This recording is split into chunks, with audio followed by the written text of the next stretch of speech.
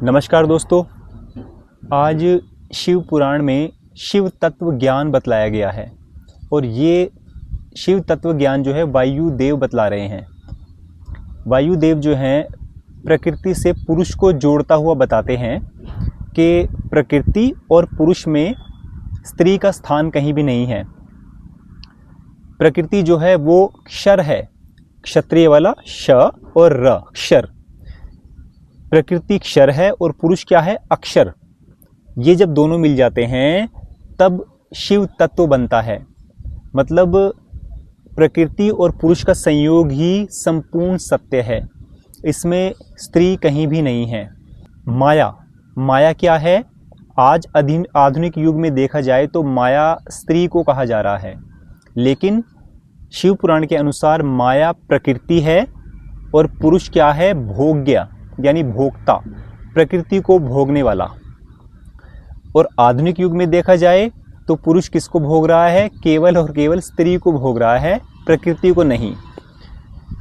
इस वक्त मैं जहाँ बैठा हूँ आप इसे प्रकृति का रूप कह सकते हैं, नेचर, हरियाली है ना। तो पुरुष जो है वो प्रकृति को भोगता है शिव पुराण के अनुसार, और वो प्रकृति क्या है? ये नेचर जहाँ मैं इस वक्त बैठा हूँ। लेकिन आधुनिक युग में यानी कलयुग में जो है पुरुष किसको भोग रहा है? स्त्री को। उसने स्त्री को ही माया बनाया हुआ है, प्रकृति को नहीं। तो ये बहुत गहरी चीज़ है।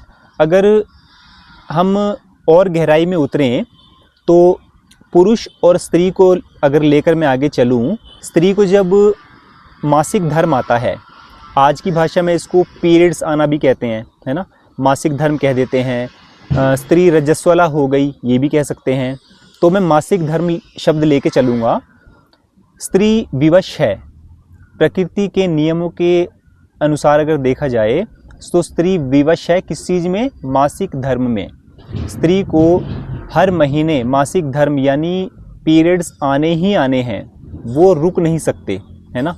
और उसका जो रज है, जो कि सुरक्षित रहना चाहिए, वो रज बहुत भारी मात्रा में हर महीने निकल जाता है, व्यर्थ हो जाता है ना। और अब रहा पुरुष का जो वीर्य है वो पुरुष ही संभाल नहीं पा रहा है। स्त्री तो विवश है, लेकिन पुरुष जो है वो विवश तो नहीं है, लेकिन वो लालची हो गया है।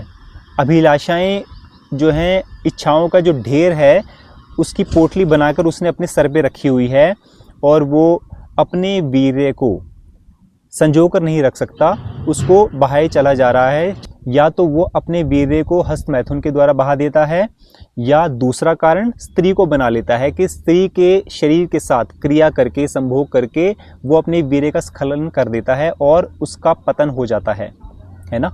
तो स्त्री विवश है, लेकिन पुरुष लालची हो गया है। वीर्य को संभालना कोई आसान बात नहीं है, क्योंकि वीर्य को संभालने के लिए, वीर्यवान बनने के लिए बहुत से नियमों का पालन करना पड़ता है। और ये पूरा डिटेल में ब्लॉग जो मैं बनाऊंगा 27 सितंबर 2026 को बनाऊंगा, उससे पहले मैं ये चीज़ नहीं बता सकता। क्यों? क्योंकि मैं इसी रास्ते पर चल रहा हूँ और मुझे यकीन है कि मैं इसमें कामयाब ज़रूर होऊंगा। और आज जैसे एकादशी है तो मैंने एकादशी का व्रत भी रखा है, और ये व्रत फलों का नहीं है, ये सिर्फ सुबह से लेके कल सुबह तक 24 घंटे का व्रत है। तो आज मेरा जो व्रत है ये मैं कल सुबह खोलूँगा, और टाइम जो है वो भी मैंने आपको बतला दिया था, 2 घंटे ही आपको मिलेंगे व्रत खोलने के लिए। तो दोस्तों, जो शिव तत्व है ना, ये मुझे तो बड़ा अजीब भी लगा और अच्छा भी लगा। अच्छा इसलिए लगा क्योंकि मैं इसी रास्ते पे हूँ, और अजीब इसलिए लगा कि आज का जो प्राणी है वो ब्रह्मचर्य नहीं कर सकता। ब्रह्मचर्य करने के लिए बहुत कुछ त्यागना पड़ता है, मोह माया तो त्यागनी ही पड़ती है।